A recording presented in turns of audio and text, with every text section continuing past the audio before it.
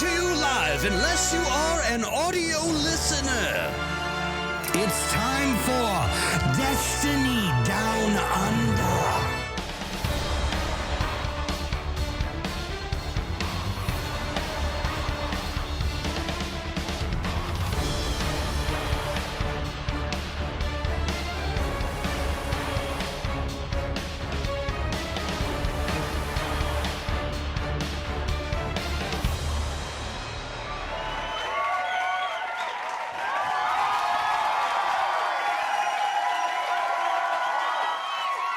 Welcome to the 191st episode of the Destiny Down Under podcast. I nearly fucked up literally the one thing I've said 190 times before today, but here we are. I'm Lord Powerslave, as every week, and I am joined by poor man's Obi-Wan Kenobi, Mylan Games. How you going, mate? Oh, look, I am sort of getting the Obi-Wan, poor man Obi-Wan back. Yeah. The beard's a bit long for it, but if I give that a trim, yeah, I'll be right on the money. Yeah. Maddie, very concerned about the younglings games. Hey, that was, I love that. I didn't mean that as a pedo joke. That was like, it kind of came across that way, but that was not the intent. Yeah. Anyway, no. How you going, Cobber? What's going on? You know what? I was trying to think, what have I done this week? Oh, that's right. Wedding suit shopping. Oh, man. I bought a suit. Oh, really? Straight up. First time. First day out. Yeah, well, you're a bloke. You just go out and get shit done, right? Get it done. I was ready to go. So I didn't really think, okay, first off, it felt like, because the whole family, because I think mum wanted to come, and obviously dad wanted to come because he wanted to get a suit. Yeah, yeah. And obviously my brother wanted to come. Correction. My brother did not want to come, but he was forced to come by mum. So there's two kids in the back seat, fucking in their 30s. Mama and Papa driving us and sucking. Stop arguing, boys. To get a suit. Yeah. And like, dude, every place you go, you have to book an appointment, mate. They're such fucking cheeky cunts now. Since when? Every place you went to? Or do you have an appointment? Is it a COVID thing? No. Just like unless you go to like the franchises, most places, because what they do is they get you to book an appointment. So they say, book an appointment so we can have your right size in, right? Yeah. They book you in, they do all the measurements, and they basically lock you in. Oh yeah, we can make that for you. No problem. We'll make it for you. Like if you don't have it. So all the first like 3-4 places we went to, no, I didn't have an appointment, and we just like, well, I don't know what I fucking want yet. I want to see what I want. Yeah. And then I was a bit sick of it, and I was like, I'm just gonna go home. And there was this place. It wasn't like, it's not like a high tier suit place. It was like, yeah, I went to a shit place when I got mine. But it was good. Yeah, no, they just had all different styles of like jackets and that. So we ended up getting something really cool. Good. What, like, you had it out on stream yesterday, didn't you? Because I was listening, but I wasn't able to watch. I can whisper it. Just I can't. I don't know. I told Daddy she can't fucking see it because I can't see a dress. I said, fuck you, you got to get us in a suit then. Fair enough. I'm sure that there's some kind of superstitious bad luck bullshit about knowing about it. I don't know. Weddings was like, I literally did what you did, where it was like me, Keg, Stoy, and Ollie, like my groomsmen, went to the shops, and we were there for a total of 40 minutes. Just bang, right, we're all getting this, and you're just getting a different coloured tie. Sweet, out we go. And it was done in like on a Sunday afternoon with the work experience kid at the suit shop. Just going, And it turned out fine, so whatever. I did. Are you like trying to drop weight and shit to fit into it, or what? Okay, I was about to say I didn't do what happened right. So they get the right jacket for me, put it on, like they can button up. Yep. And I look like a fucking primary school kid wearing the dad's clothes. Yeah, because I'm short. Because I'm a fucking dwarf. I'm a fucking hobbit, right? the button, if I go to the size that I can actually button up, the shoulders are too big, the jacket length's too long, the arms are like fucking. I go one small, I go like. Yeah, you can't get the button done up. And it looks like fine, like that way, but you just. Yeah, I did mine like 6 months out from our wedding, and then got fat and got thin again in the. Because I was like, shit, I've got 2 months. I better drop some fucking weight, so because I had a suit that didn't fit. I was too fat for it for like a month. But anyway, it's dude, it's all part of it. It's fun. I'm glad you've got it done because it's one less thing to worry about. Well, I don't have the boys done, the groomsmen. I got to do that now, but got to manage that. Yeah, it's all right. They're not that bad. You just turn up. No one fucking cares anyway. Like you can put them in whatever as long as they got pants on. I mean, what do you do? Like, did you rent the groomsmen suits or did you? I love how me and Log are just literally just having a normal conversation. Yeah. No, I think we all bought them, but they weren't overly expensive. But because like I deliberately like 200, we bought $150 to like rent it. We bought suits that were like, oh, you can just wear this for the rest of your life unless you would get morbidly obese. That was the plan going into it. That we're all going to buy. I've got so many suits that don't fit me. I own a tuxedo, like a flat out tuxedo that I was bought for my mate's wedding. That I was a groomsman for. That we had to wear tuxes because it was a big Macedonian wedding. I have never worn it since, and it's probably the most expensive garment that I own. Might have to get it out, stream in a tux for once, like I'd fit in it. Do you know what I don't understand? Maybe you went to one place. I know we're battering on this, but every place I went to, I just thought in my head, don't you want to fucking sell me a suit? Like that was so unhelpful. Just like, I'm a fucking dude. Just let me go to the closet and just bring me shit so I can see what it looks like. Do you know what I mean? Just literally put a hand on your shoulder and say, this one won't look shit. And then you're done. That's all you need to do, right? Exactly, Log. I don't know. I mean, you did well to pick up on the fact that if you wore the size big, that you look like a hobbit. So, I mean, if they completely didn't give a fuck, you would have been... Look at this little boy getting married. The last place we went to, there was one shop assistant there, and she was fucking kicking ass. She was welcoming. She had like 5 fucking people on the run every time. Just go try this now, do this now, get here. And I was like, I love it. This is where I'm at.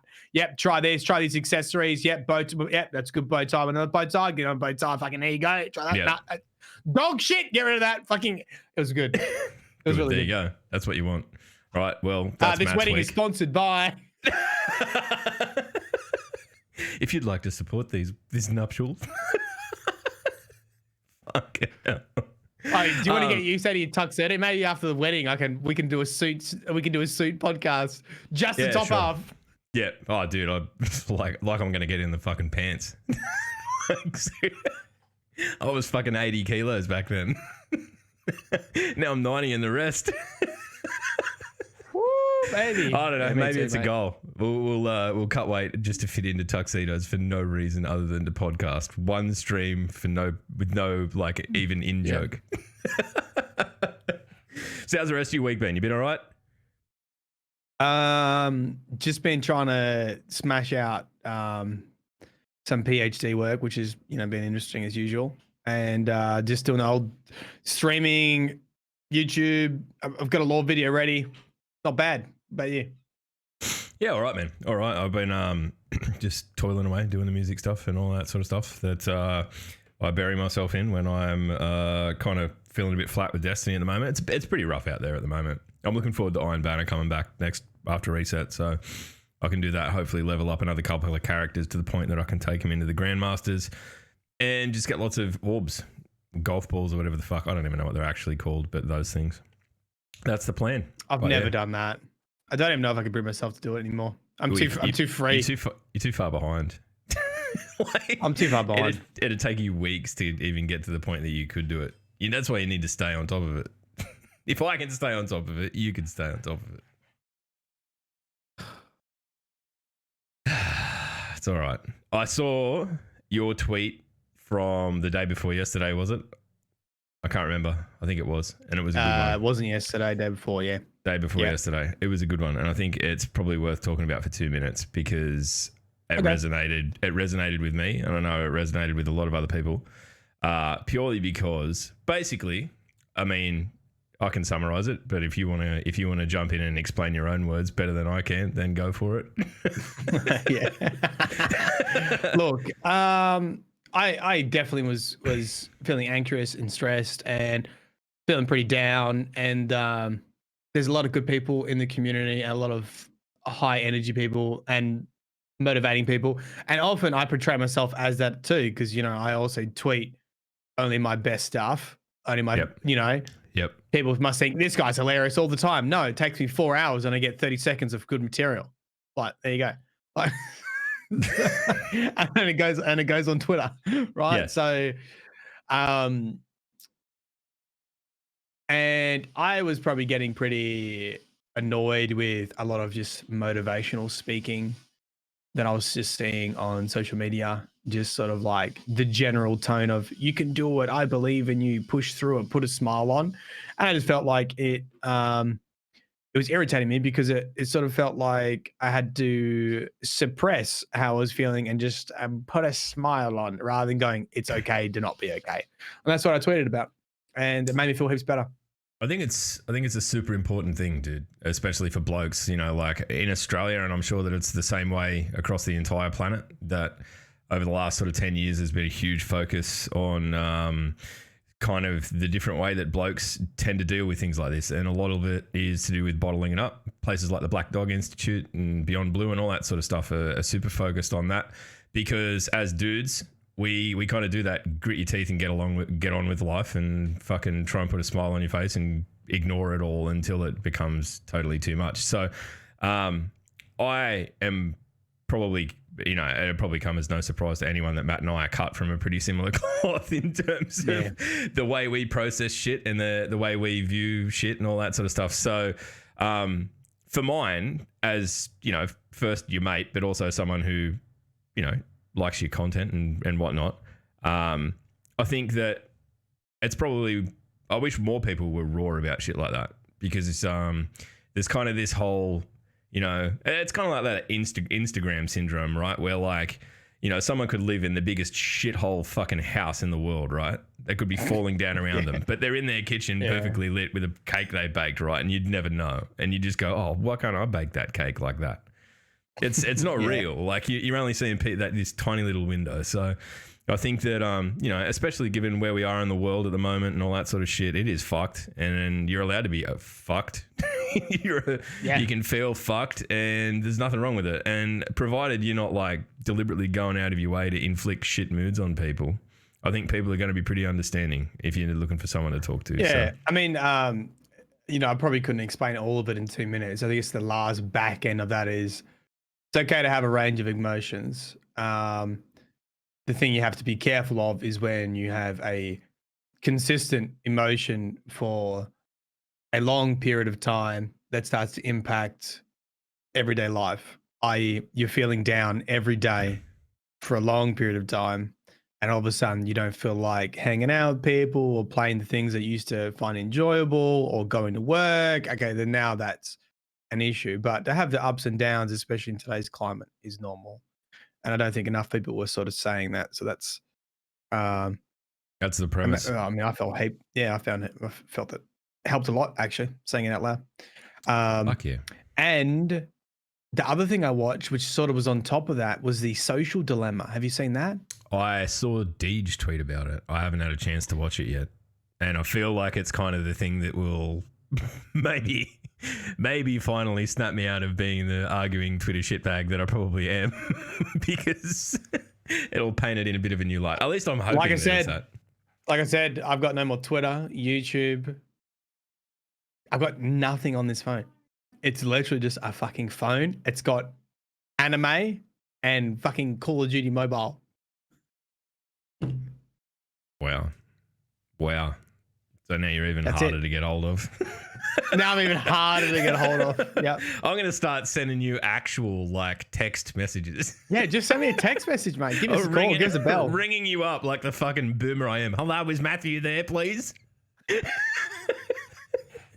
Yes, this is Dog.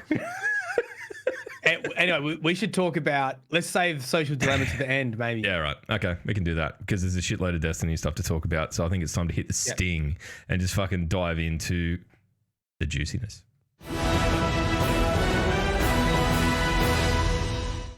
I feel pretty good that we didn't have to have a guest to remind me to hit the sting this week. I feel like this is progress. It was great having Max on last week. That was good. He was what a legend. All right, so the TWAB this week, it kind of summarizes a big week in terms of Destiny with a few things. Like we've been fed a bit of information this week. So first and foremost, we had the sort of highlight. Well, we've had a trailer, which I'm going to leave a little bit for Matt to talk about because I'm sure that there's a few little lore implications that he might want to touch on in it.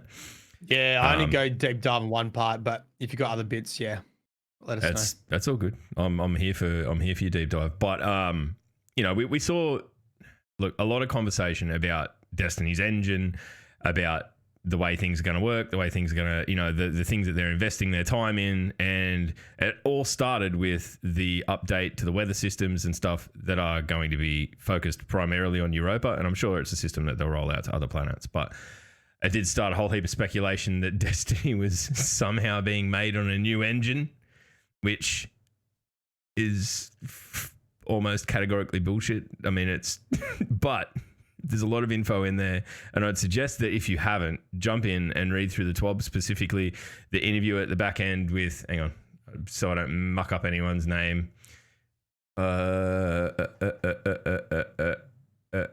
David Aldridge at the end explaining why they're making the changes they're making, what they're going to do, how it's going to impact you. We're likely going to enter a period where there's more bugs and stuff like that. But the weather system in and of itself looks nuts. I think Destiny's already a very pretty game, but to add another layer of atmosphere on top of that with the sort of blizzardy snowstorms and all of that sort of stuff on a frozen moon, I think it's... People are going to be playing on next gen, right, as well? Yeah. I don't know. I mean, this is going to have to be supported in current gen consoles because it's sold on current gen consoles. I'm not sure whether there's some scaling factor or whatever that's going to be, it won't quite be as in depth. I'm sure that we're going to get the option to fine tune the weather systems, put it that way, on PC. Just how do you like your frames? One by one. Thank you very much. One by one so I can see them better. Yes, very nice. I think, I don't know, I'm looking forward to this. And I feel like, as I said, Destiny's always been a super fucking pretty game. And to get something that kind of, there'll probably be times where Destiny with the new weather system isn't quite as pretty as it was before, but it's about setting the tone. And I think if we can get that, I think it lends itself for things to be a little bit more intimidating, right? Like if you're out in a fucking blizzard, that's a bit more intimidating than just strolling down the pathways that are normally pretty well lit in Destiny. What do you reckon, Matt? I think it's going to be great for environmental storytelling, but I don't think that Destiny's really ever had an issue with beautiful environments. I think it's going to be more immersive for the first time you run through, I'm going to say campaign. I hope we always have a campaign normally in these releases, right? Yeah, we do. In a set annual release, we'll get a campaign, man, for sure. Yeah, so I think it'll be more moody in that. I mean, the weather system, is it on the entire section of Europa, or is it? My understanding is that it's kind of like a persistently changing thing. That like while you're on that zone, it's like different shit's rolling through. Just Europa? That's the way I understand it. I mean, it's maybe they're rolling out elsewhere. They do speak to other changes that they're making on like Nessus and stuff with lighting and all that sort of stuff. So I dare say that there's part of this that's underwritten in the game's code as a whole, and that it'll be looked to be rolled out as things go forward. It'll be interesting to see how they use it in established locations. That's for sure. It's going to be great. Okay, it's definitely going to be great. Here's the thing. I feel like weather systems more suited to open world survival games where you're in the same zone for a long period of time. Yep. So what happens in with the weather system in Destiny, what happens, let's just take Mars. All right, what happens if you just transport from the bottom part of Mars to the top part of Mars? Because at the moment we get different instances if you're not in a fire team, right? So you're going to jump from one system to another system? Maybe. It's a bit cold here. It's a bit nippy. Yeah. Just maybe. I don't know. It'd be interesting to see how they manage that. I think maybe like you'll if they can make it so that you're in the same instance, so that maybe there's a storm over you at one location and you go, oh well, and you transfer and you can see it off in the distance. I think that'd be wicked, but who knows? I don't know. I don't think anyone knows. We have a day-night cycle already now. Yeah, it's just not very exaggerated. Like you'll go in the tower sometimes and it'll be night. It's kind of, I don't know. I don't ever noticed that. I don't think it lends itself particularly well to like making things more intimidating in the dark. So it'll be interesting to see if this weather system stuff manages to do that. Like I feel like if visibility is shit and things are like that, like yeah. Like if the ghost comes up in your shoulder and you have a flashlight and you get like a blizzard coming through, yeah, that'd be cool. I think for Destiny though, like my always issue with Destiny is everyone just wants to once you've done the campaign once, everyone just wants to speed run it. Yeah. Right? And everyone's just oblivious to the environment after that. Yeah. So it's sort of like, it's just something that's going to slow you down as you trudge through snow and everyone's like, I need to fucking get to the loot quick. Can't do it. The weather. Be bitching about the weather in game now. It'd be interesting. Anyway, it's another string in the bow of the game. I'm interested to see how the weather system plays out for sure. Typically, it's always great in regards to, the feeling of an environment. I think there's going to be a hard balance with like, if you're like, oh, visibility is crap, let me just reload this. Yeah. What about if there should be at least one PvP map on Europa where there's a fucking blizzard. No visibility. No visibility PvP game. I'm for it because I carry a shotgun. I'm but an ape. All right, so beyond that, earlier this week, Forsaken and Shadowkeep became available on the Xbox Game Pass. So if you're on the old Xbox, you can go in there and get that. Good times. Upcoming after reset, I've already mentioned it, is Iron Banner. So if you're looking to rapidly boost your light or get some good loot, particularly the forward path, the auto rifles, pretty nasty if you get the right roll on it. Jump in there and take on ye old fucking Banner of Iron. It'll be the last time I think we see it before Beyond Light drops. I can't see it coming around again. Well, then again, this one's been pretty recent, so maybe we will see it one more time. But I think Iron Banner is going to be a completely different beast once the new DLC drops because they're instituting the new playlists, the solo players playlist and all that. So, oh, nice. So I think it's going to be welcome, but it's going to make it a lot harder if you're playing with your group of mates. You're going to need to be on your fucking game. So if you want to go in and get some easy wins, now's probably your time. Out? With Beyond Light, so November. Okay. All right, so into the meat and potatoes of the TWAB this week, which is the chat that I mentioned before with Destiny engineering director David Aldridge.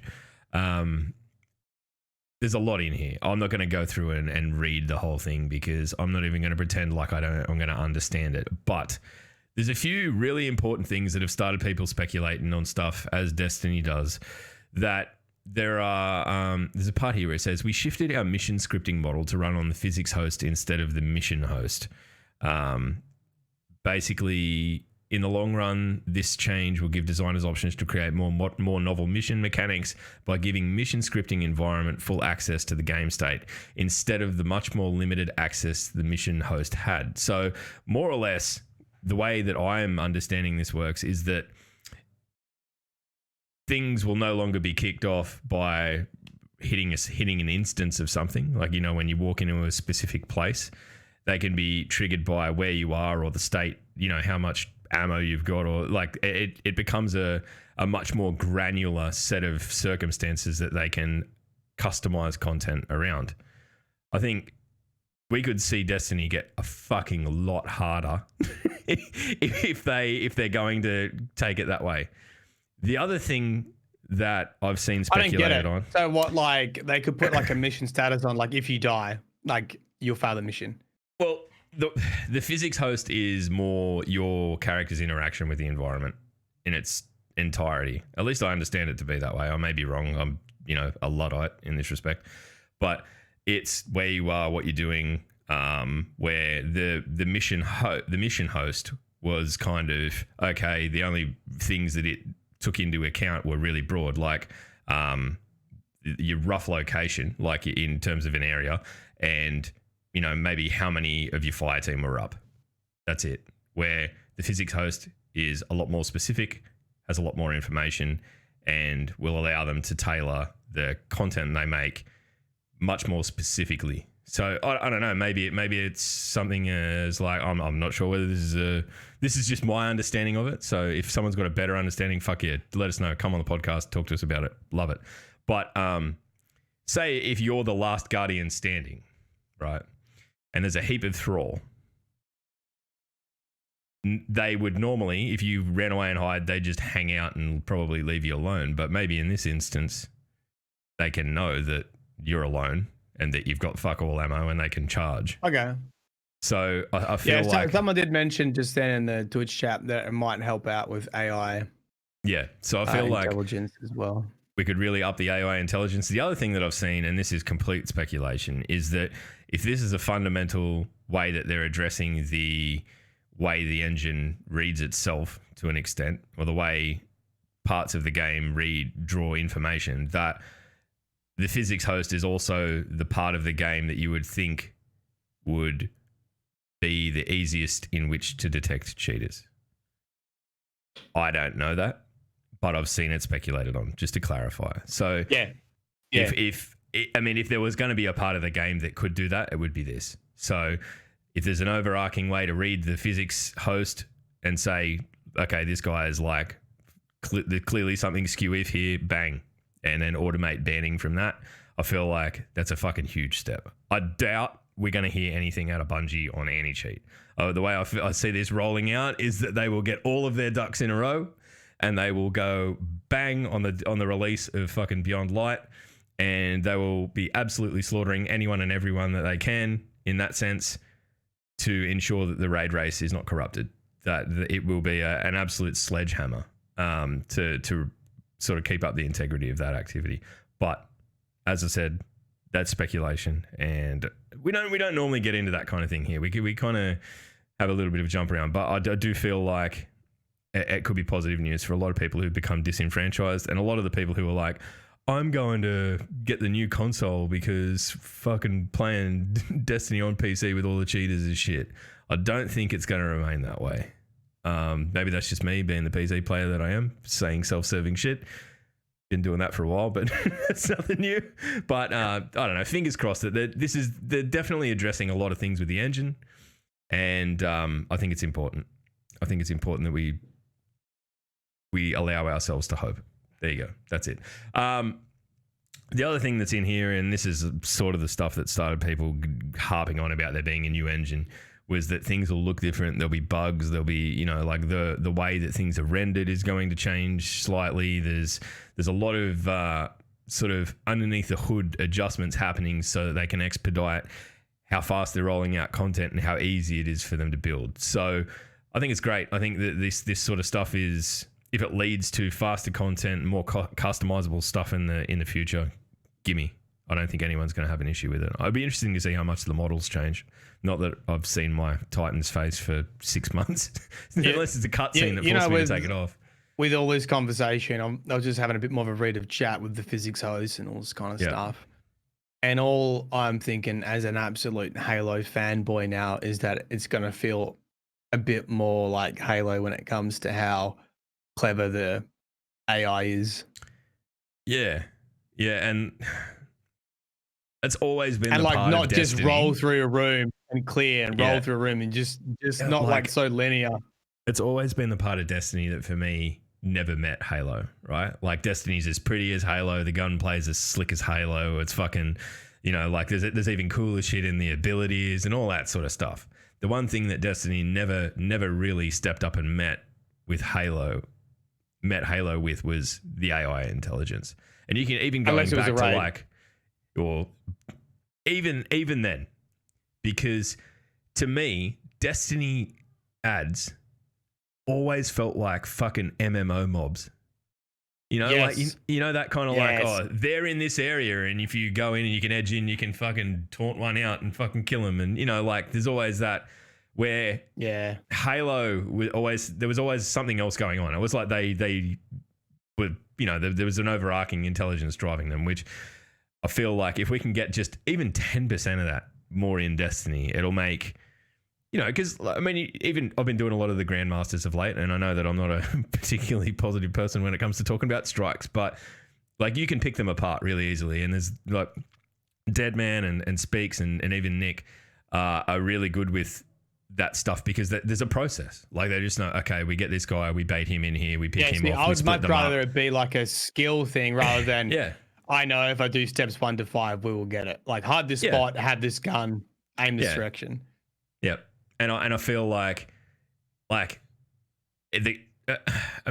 having done Lake of Shadows probably 5 times over the last week, it's pretty easy to pick apart once you know what you're doing. You can bait things down corridors and, okay, we just run through this room because we don't need to do anything and all of that, where I feel like they could make it so much meaner with just a little bit more awareness for the AI. So it'll be interesting to see if that is a change that does present itself that way in the game world. But that's if you want a really interesting read. I know that a lot of people found it super dry.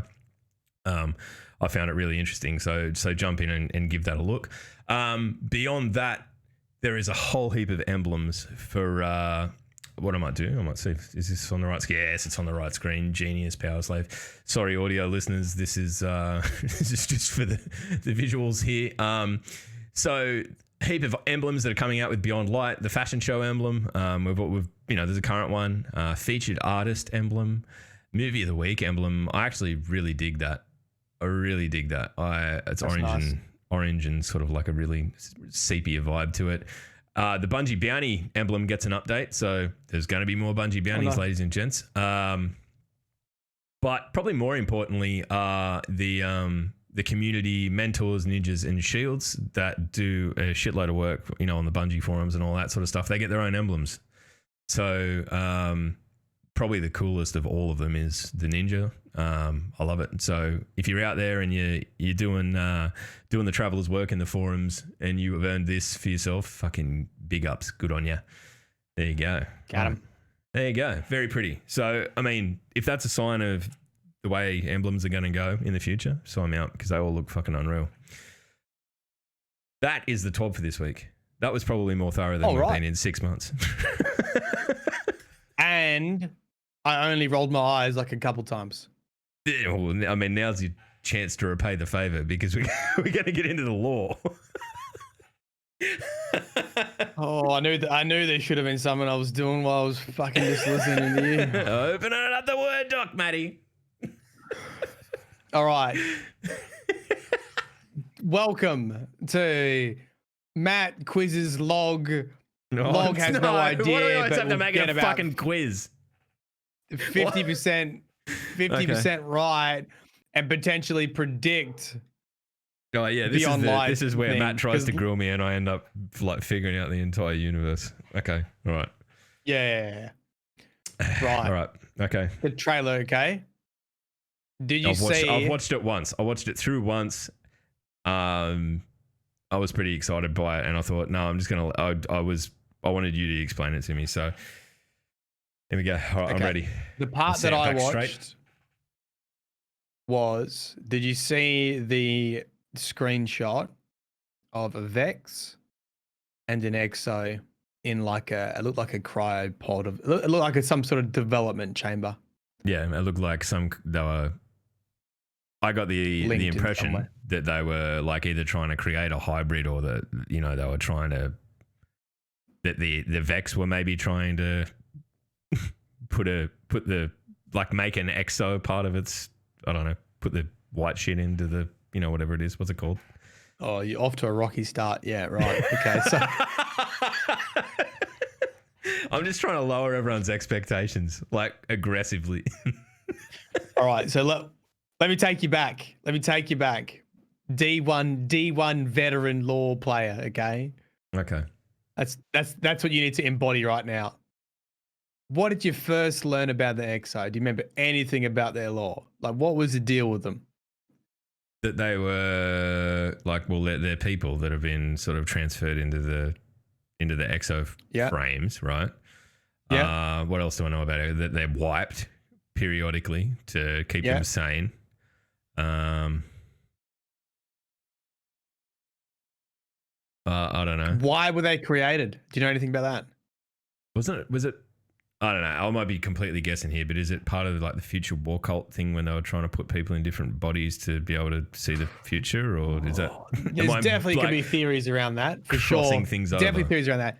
Right. So the main thing that we got was the original. Remember way back when the Grimoire cards. You had a Grimoire card for human, you had a Grimoire card for Exo, and you had a Grimoire card for Awoken. Yes. And the opening line of the Grimoire card for the Exo was basically, ask yourself, what threatened your Golden Age ancestors so much that they constructed the Exos to defend themselves? So it puts this big question mark, like, it was a Golden Age, so why the fuck did we make robots? Why did we make war machines, essentially? And then there's a bunch of other cards that says there was a long forgotten battle between the Exos and something. We do know, but at that point we didn't quite know. So that's really all we knew. And then eventually they went down explaining the mind transfer into the Exo body and Rasputin and Clover Spray and that kind of stuff. But we never really came back to the really origin point, which was this long forgotten war. And I think this is what they're going to really hit home on in Beyond Light, and it's going to be absolutely insane. And so I started digging into this long forgotten war, why the Exos were created, and came across a couple of really interesting things. The first thing was in Destiny 1, so way back then, Ghost Fragment Exo 2 Grimoire card is a Thanatonaut Exo. So Thanatonauts, people intentionally die, and it's a bit like they have visions as they're being revived. So they kill themselves and they get flashbacks. Yep. In the Exo's case, they often get flashbacks of their previous life, or they get flashbacks of before they were Guardian. Because remember, you have Exos and you can have Exo Guardians. So they had a life as an Exo that potentially was wiped as well. Okay. So this Thanatonaut Exo dies and has a vision. And this is what the vision is description of. We are on the ice. This is elsewhere and elsewhen. There is a mighty aurora, and it is reflected in the ice. So I walk between two fires, although the one below is cracked and full of corpses. I have and I am a weapon. Up in the sky, there is a hole in Jupiter. It tears at me when I look at it. So where do you reckon they are? I mean, the frozen part suggests Europa, right? Yeah. You know what moon Europa is? Europa is a moon of Jupiter. Yeah. So it sounds like they're on Jupiter. It sounds like they're on Europa. Is there the aurora, though? Is that implying that it's a red aurora? Because isn't that Enceladus? I don't know. I haven't looked at it. I assume it probably has some fucking weird thing in the sky, like okay, the greeny stuff flying through. And then so think about that. So we've got this vision of a bunch of bodies on Europa. And we know that Europa is going to have Deep Stone Crypt. We know the Exos are having this vision. We've also got another. This was Taken King. Then Taken King released this one, and this is one of the few times it actually describes what the Exos are fighting. And it says a chaotic scene of Vex and Exos fighting a titanic battle. The backdrop is pitted and scarred, but unidentifiable. And it goes on from there. Then so that's before anything else. That's the only reference I can find that says that the Exos were fighting the Vex.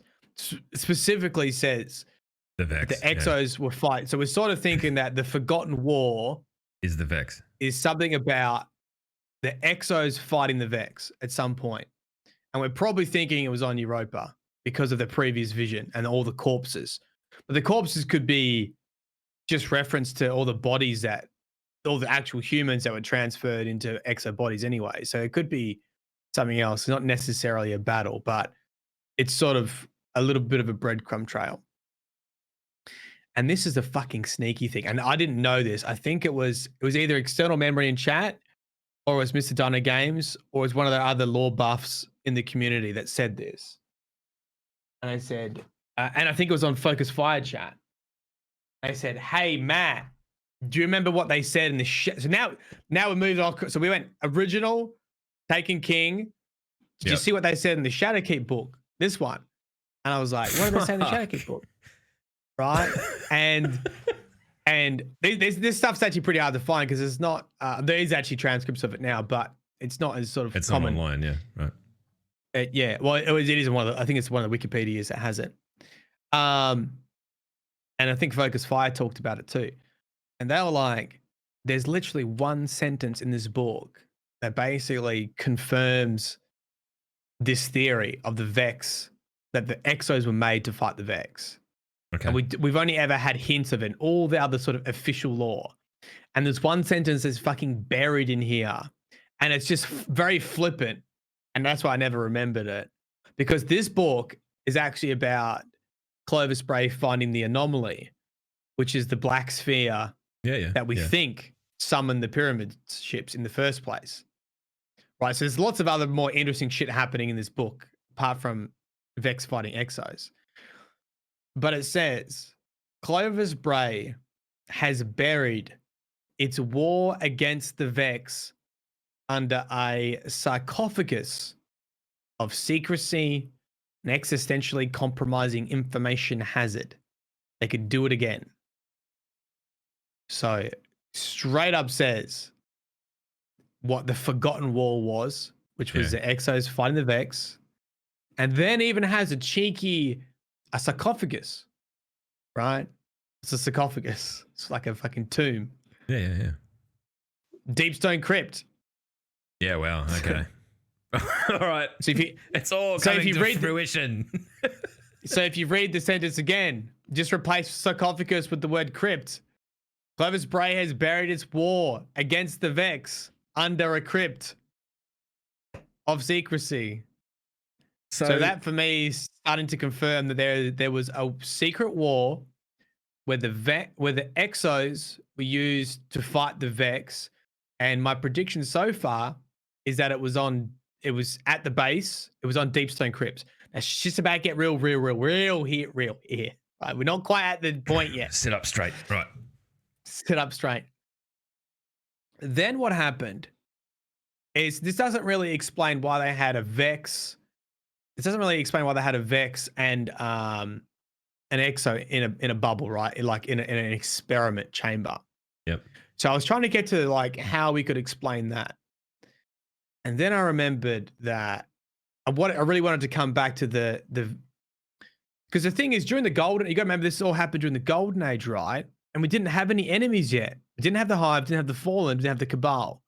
Yep. The only thing we did have was the Vex. So I went back to that origin story, which was the Ishtar Collective researchers on Venus. Okay. They're on Venus and they find the Vex mind.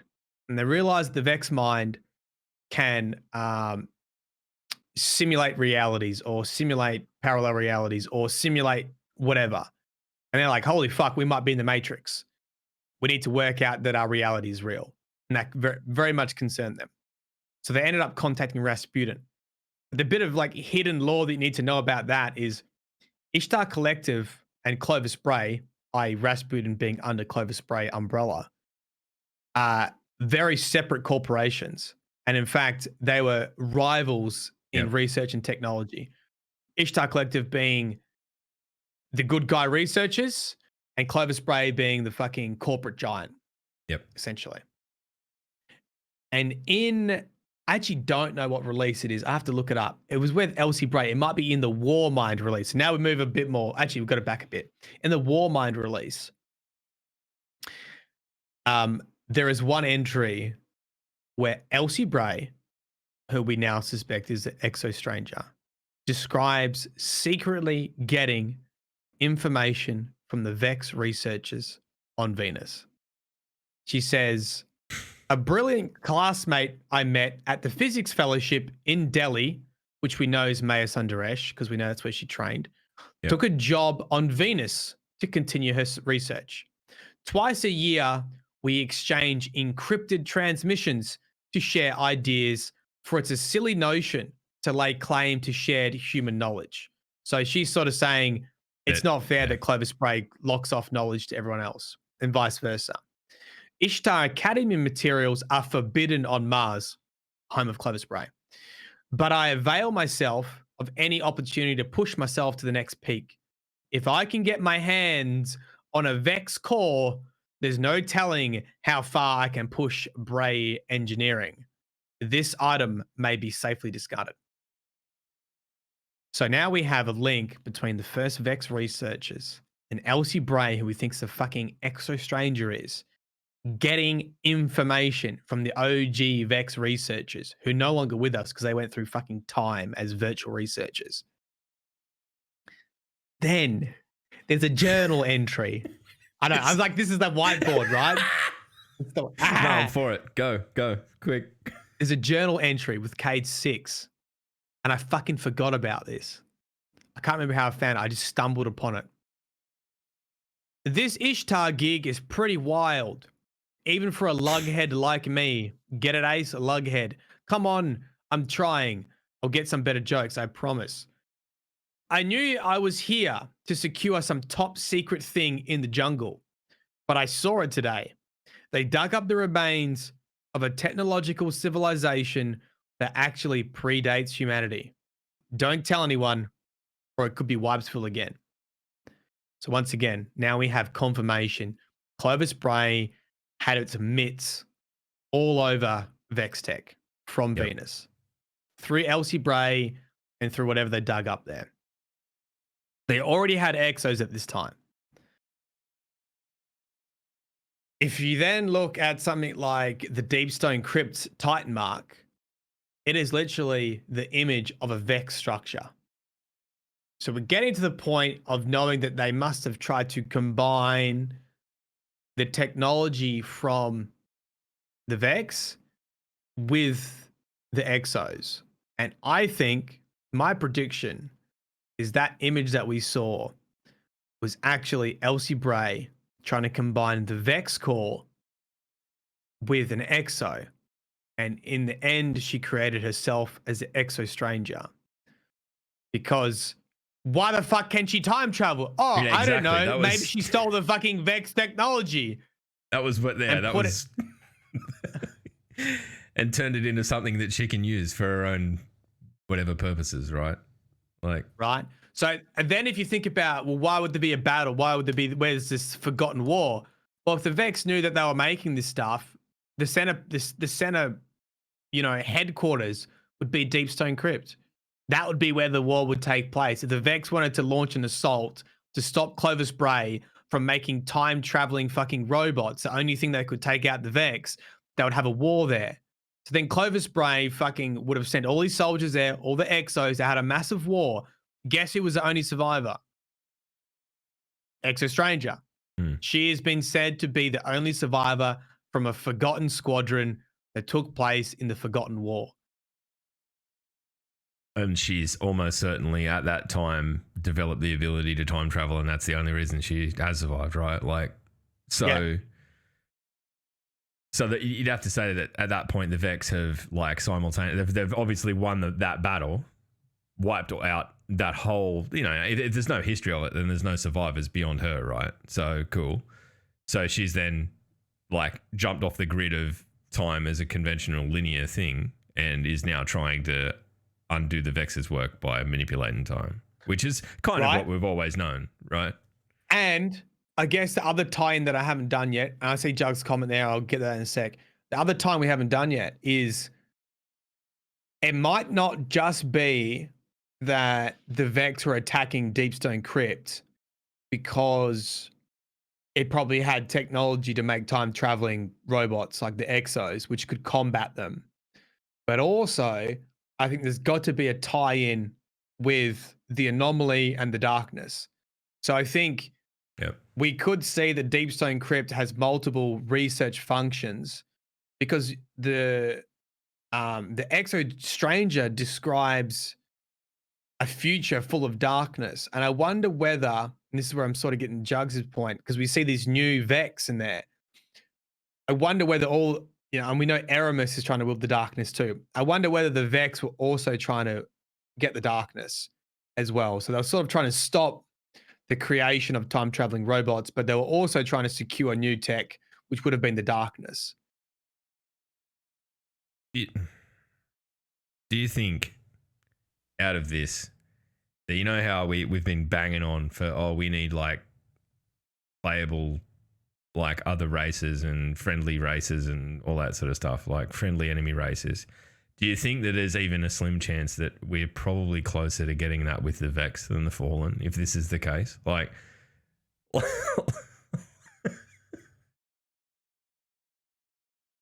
I don't think the Vex are capable of friendship unless it's like, yeah, but like if our goals are aligned, and like, because they're not inherently evil, they're kind of like their own. Well, the Vex have already done this. The Vex basically helped us destroy. The Vex allowed us to live so we could destroy Oryx.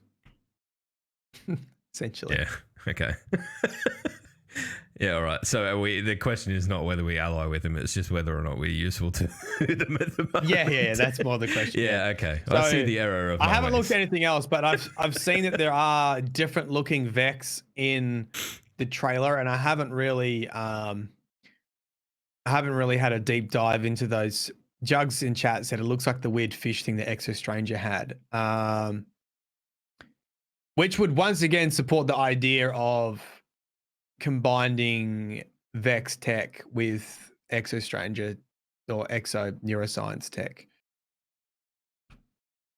It's a bit, dude, and what a time to like not only are we looking at the story going forward, but they're also bringing back kind of like the one holy grail of Vex time manipulation and plotting and all of that, being the Vault of Glass.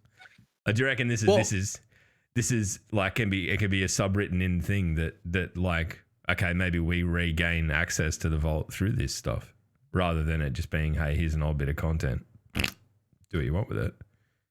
Well, the thing is, this stuff was written right back in Destiny 1, and there was always those like speculation that there was meant to be a frozen planet and it got cut from content, all this kind of stuff. And if you think about it, it really is I think we're going to get an origin story for the Exos. We know what we had an origin story for the Awoken. The whole Awoken origin story was Forsaken.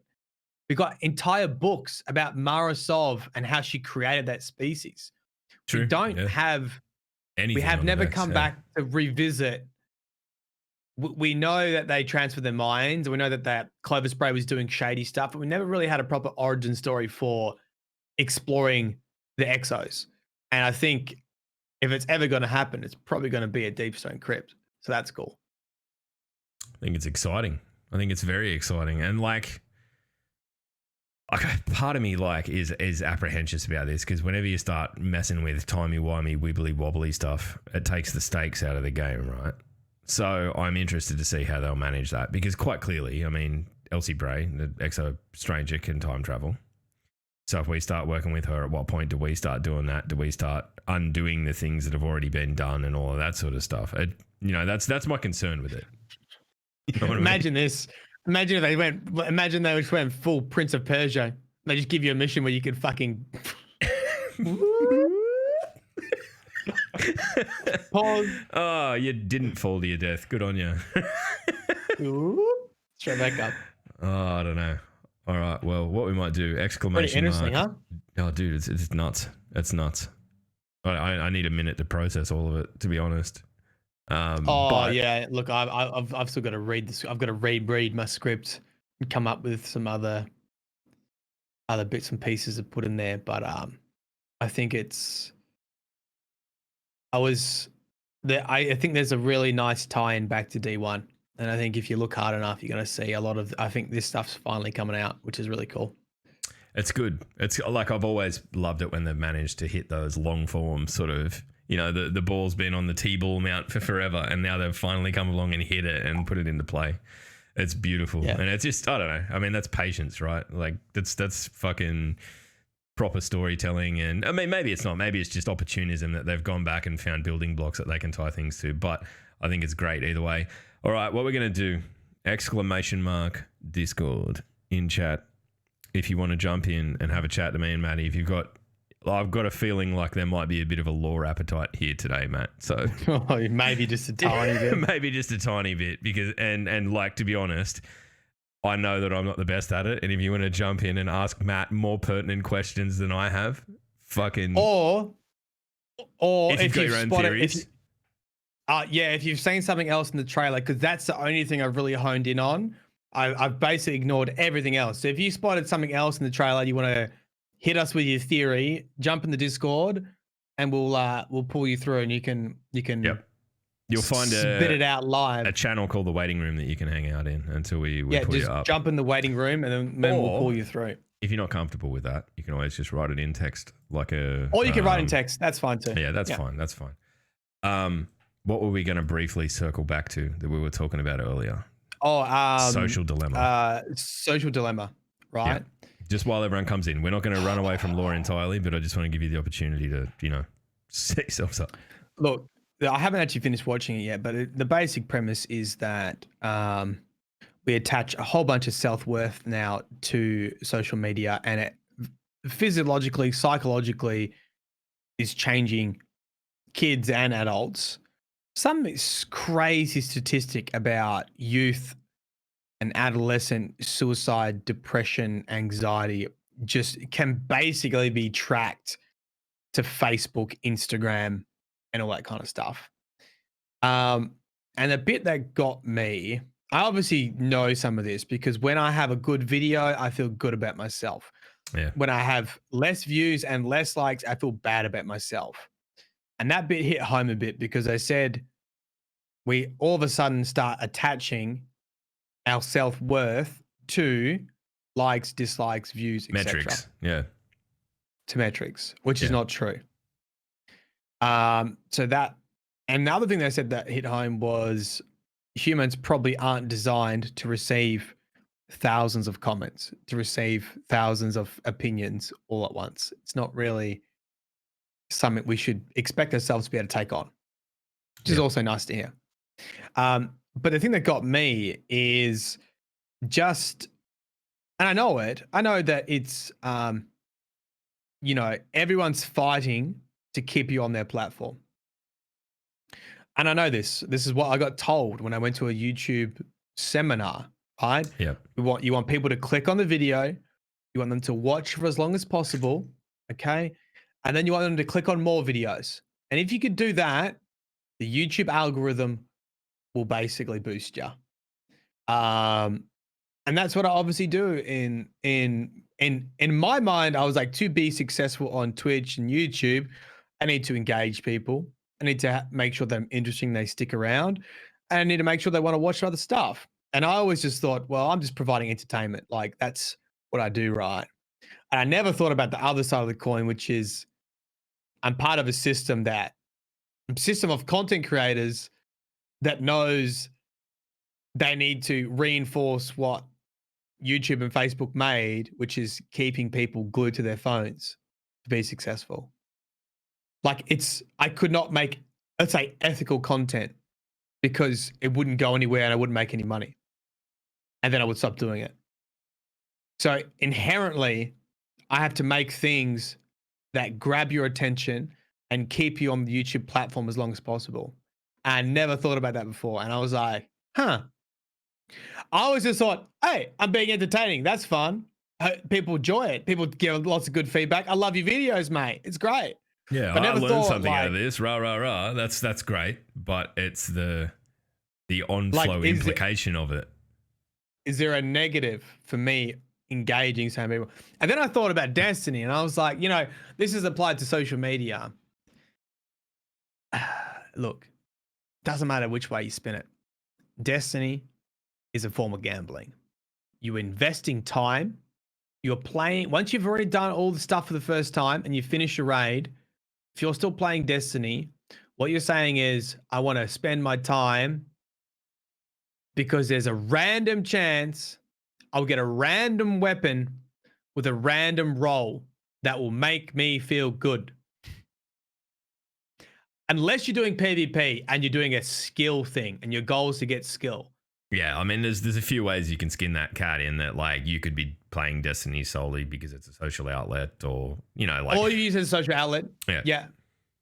But I guess, that's true. And I haven't thought about this part as much, but in my head, I was like, there's got to be a portion of people getting the dopamine hit from Destiny, and that its core loop of get a random weapon, get a random roll. Think about this. When they got rid of random rolls, what happened? Yeah, no one liked it. Yeah. Fucking died, didn't it? Yeah.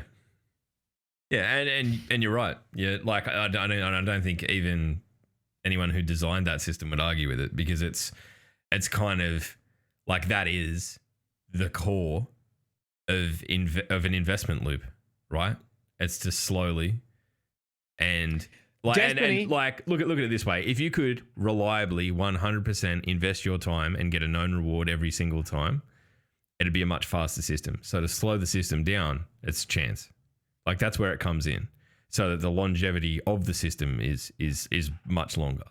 So in that, I don't think Destiny does anything that other games don't do, mind you, and that World of Warcraft hasn't been doing for fucking 15 years. Exactly. So there's that. So we're not saying that it's evil, but there's definitely, like, you're right. When you start to step back and you look at all of the systems in your life that you engage in that are entertainment, one way or another, they're trying to hook you to spend more time on them than the others. And that's what you're getting at.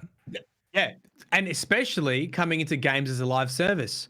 Why the fuck do you think Halo Infinite is going to try to be like Destiny? Because the thing is, when they made the Halo games, they were fucking amazing. But people don't stick around because you get your entertainment value and there's no hook there, right? Yep. And Destiny has the hook, which is like, invest time, get cool loot. Invest more time, get more cool loot. Yeah.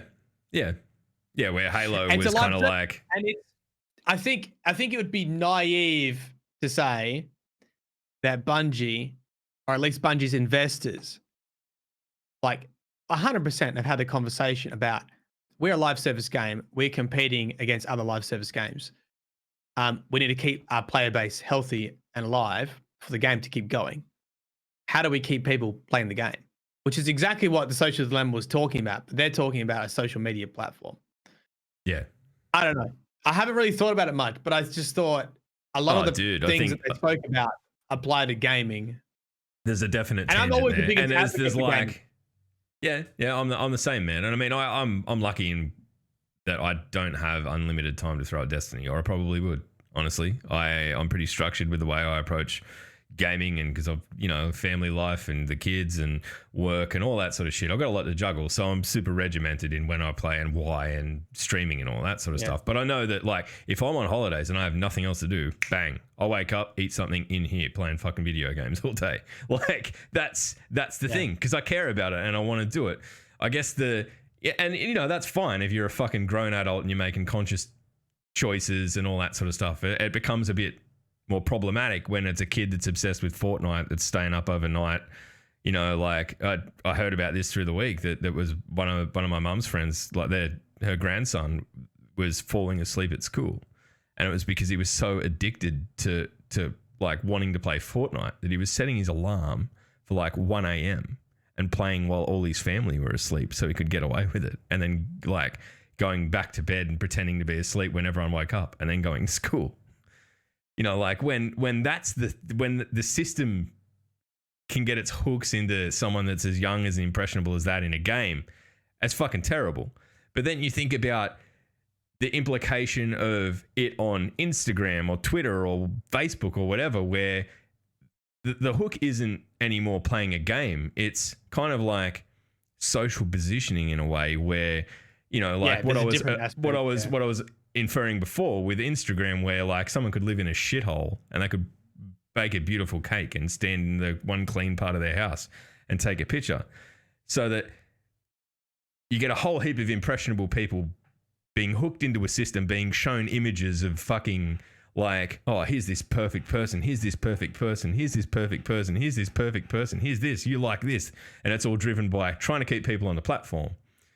All that does in an impressionable human is feed a deep-seated feeling of inadequacy, right? Yeah. And that's the line. Like, I haven't seen the doco. I can't wait to. I'm super. Yeah, watch it. I'll probably watch it on Sunday night. But I think that there's a huge underwritten element of this, that the corporate side of, you know, selling advertisement and all that sort of stuff, and all the metadata they keep on people now and all that sort of shit, you know, they've used it to sell things. They haven't really considered the cost of it on the actual humans that are the meat in the fucking sandwich, right? Yeah. Well, that's what this thing goes into.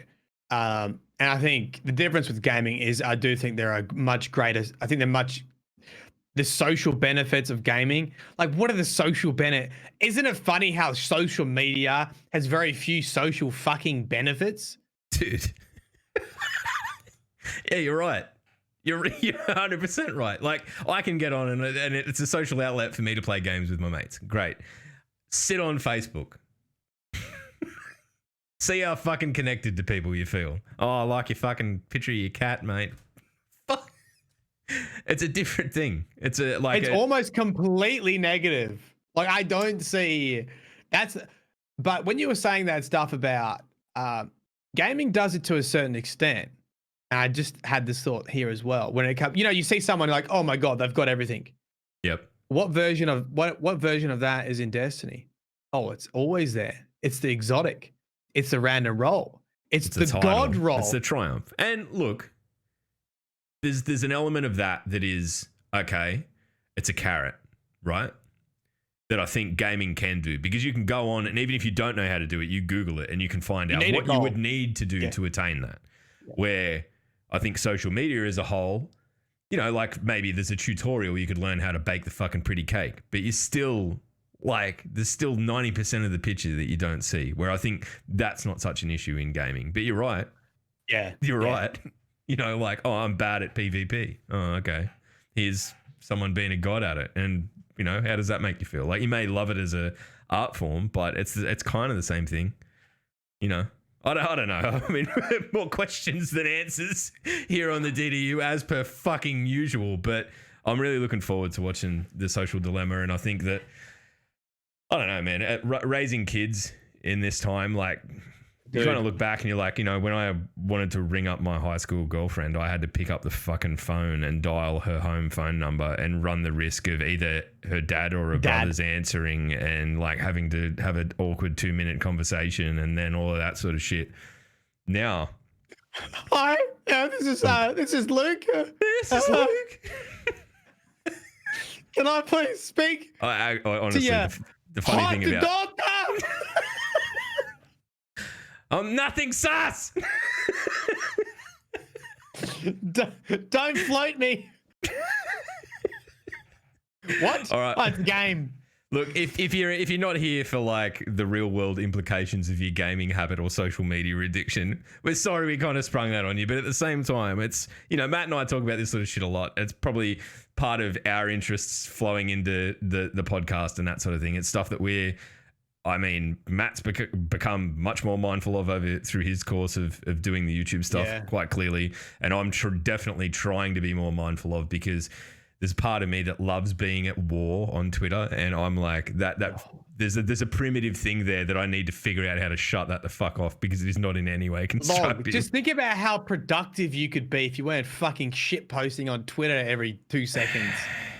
Yeah, but to live is to meme. Honestly, I tell you this right now.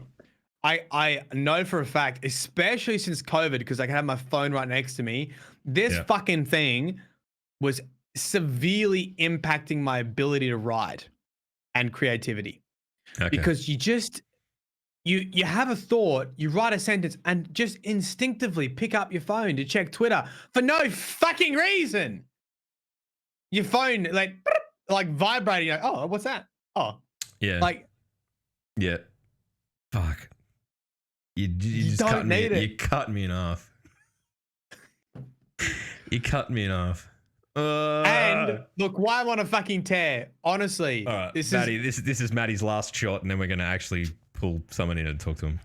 Right. The enjoyment I get from Twitter is fucking zero.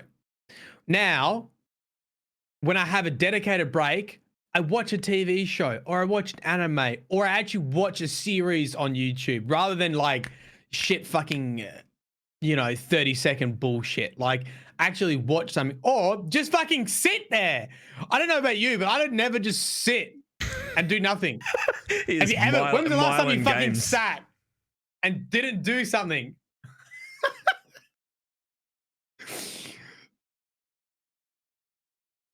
Oh, you want to do a social experiment? Fucking watch people at the train station. I guarantee you will never find someone sitting for a bus and not doing anything, just looking around. Not our generation anyway. Maybe elderly people you would. And you know what? They're probably fucking far better adjusted than we are. My nan doesn't own a mobile phone, and she's fucking all over it. She knows what's important. She gives me shit about the football. Anyway, right, let's pull this little customer in and have a chat to him about some laws, I think. Here we go. Oh, good. Hello there. G'day. How you going, Possum? I rate using homing pigeons personally to send my messages. Well done. Senchi, ladies and gentlemen. He's popped in and saved us from spiraling into fucking dread and fear about social media. How you going, mate? What's going on? Have you got any... I can... Please pivot us back to law, quickly. Okay. Perfect. So Gambit... No. So I thought it was pretty cool. Like, in Forsaken, we got to see the story arc of the Awoken and everything. And so that's where we got, like you said before, the Awoken kind of origin story. And then we're going to get the Exo origin story. We've got some pretty good ties at the moment with the Fallen. I wouldn't be surprised if we get a Fallen origin story where they become our allies, like I said last time. And we might even see their homeworld, who knows. But I wanted to say, do you guys know, like, how many more years there is predicted into Destiny kind of thing? And whatever the answer to that is. Sorry, Senji, go on. No, you go. I was just going to say, well, we know that there's at least 2 more big September year-long releases. Well, they're probably going to be November releases now after things got delayed. But there's 2 more equivalent releases to Beyond Light for 2021 and 2022. So, and they're working on a new IP as well. Yeah, whatever that is. We don't, whether it's related or not. I mean, obviously it's its own thing, but time will tell. Because there's Beyond Light, and then there's the Witch Queen, which is Savathun. Because what I was thinking is... What your question is do you think we're going to sort of, as much as see the history of the playable races told, but the non-playable races told in a more full capacity? Yeah, do you think it's going to get to a point where we end up seeing the possible end of Destiny, where we learn the origin story, or we, learn that much about the Cabal, the Vex, the Fallen, everything?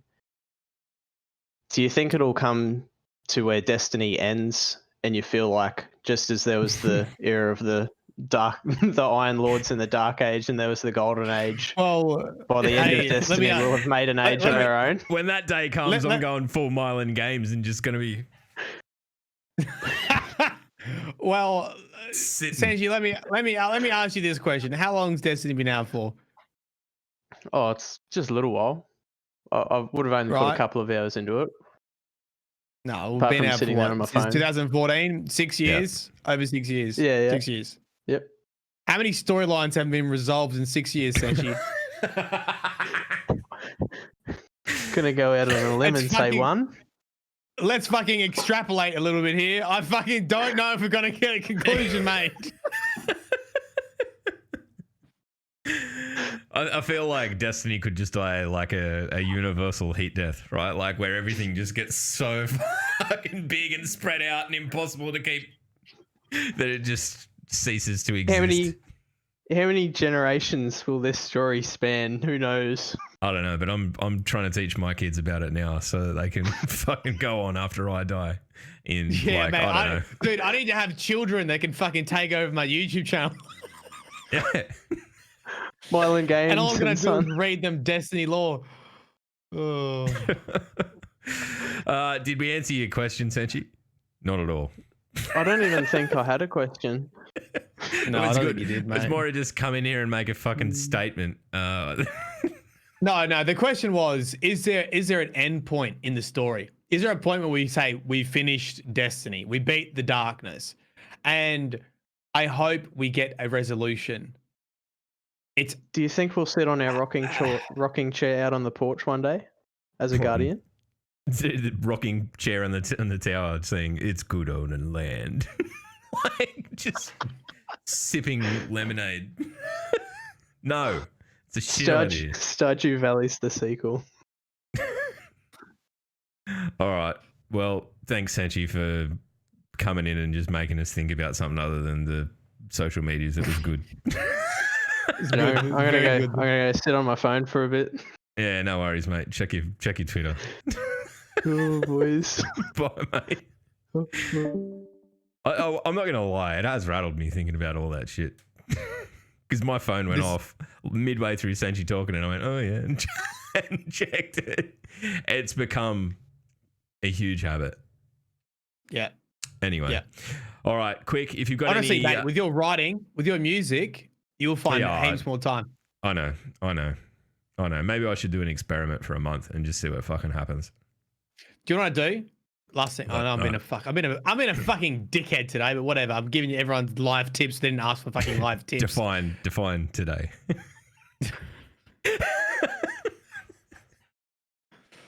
Look, yeah. Whenever I do work now, I put a timer on for an hour and do an hour solid work without.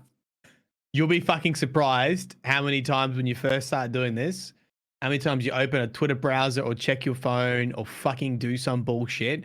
Sit at your chair for an hour. I bet you can't fucking do it. Yeah, right. What, you reckon I can't get through an hour without checking something? Yeah.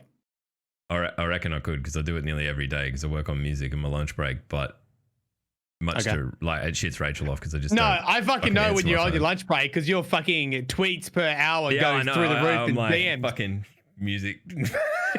Nah, dude, I'm realizing a problem. Yep. All right. Well, on that self-defeated note, unless you've got any super ripe law questions that need asking that you want to punch out super quick in chat, we might take our leave. But you know what we're going to do next week, Matty? I've got someone to host if we all right. If you're still on, let me just have a quick look. We'll do that in a sec. We're going to record the Patreon cast this coming week, and get it up. Looking forward to it. Really? I'm looking forward to it. I think it might be fodder for us just raging at the state of the universe. So that's basically what it's all about. So we're going to be doing that probably early next week.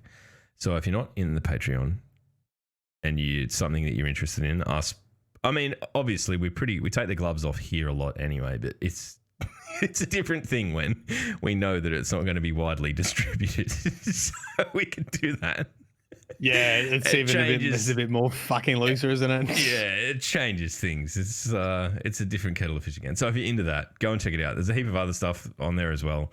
I've been editing a few intros, so we're going to start seeing our patrons that have recorded DDU intros get a start in amongst the Rick's ones. So I want them to be perfect, so I'm going to do that. So we're going to start seeing a few of those come through. So exciting times. But Maddie, where's the law going to find people this week? Have we got a location?